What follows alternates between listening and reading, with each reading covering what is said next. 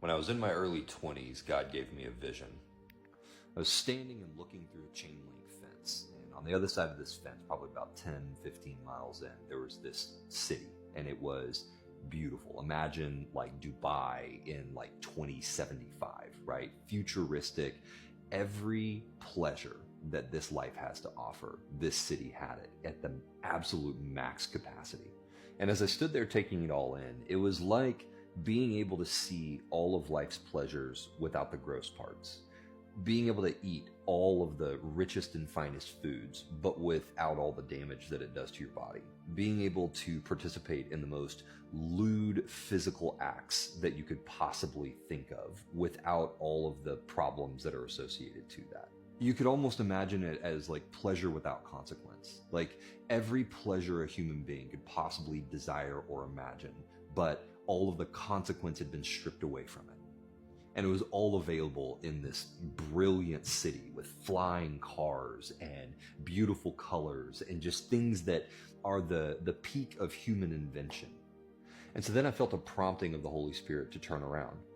And so I turned around and I looked behind me. And behind me, same thing, probably, like a couple miles in, there's this garden. And I want you to imagine like the most beautiful Japanese garden that you could think of, but add in every fruit tree from every tropical place that you can think of, right? But it wasn't like a jungle. It was like perfectly curated. Like every tree was perfect.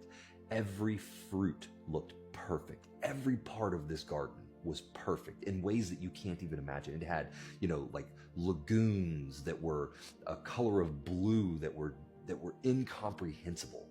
There was a peacefulness to it that if you think of like going to the most peaceful garden, amplify that times like 1,000,000. And it was beyond comprehension. It was the kind of place that when you look at it, your first thought is rest. Like this is a place where I would just be at peace and I would be at rest. And so then I felt the Holy Spirit draw my attention back to the fence. And he told me to look down at the fence line. And I looked at the fence line, and on the side of the great city, up against the fence was just paper and needles and all the things that you typically find when you're out in like a field that have kind of like brushed up against the fence line. It was gross. All the trash, all the runoff and everything from the city had found its way kind of to this fence line.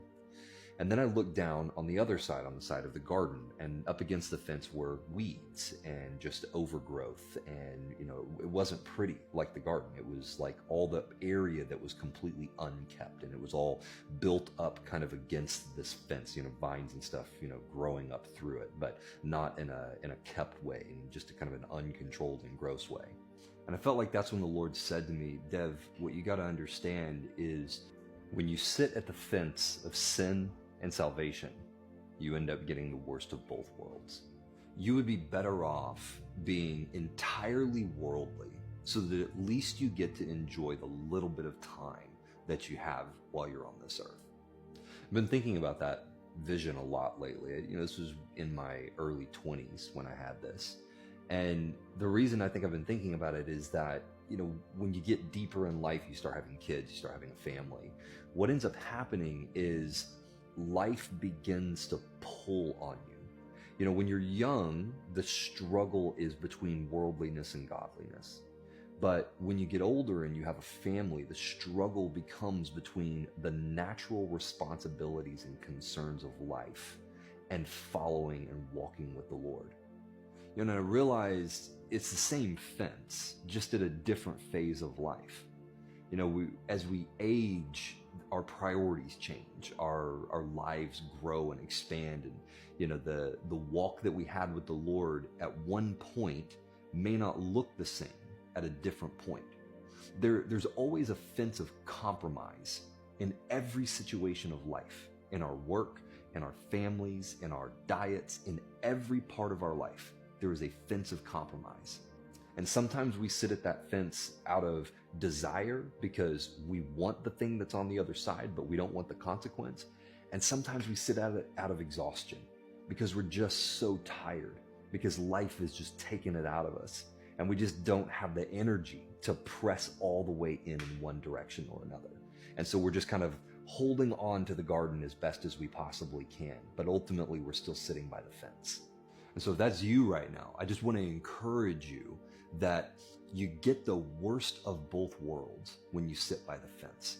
If there's any part of your life that is not fully committed to the Lord, that has not been fully given over to God, where you're still sitting by the fence of worldliness, you're not in worldliness, but you're sitting just on the other side.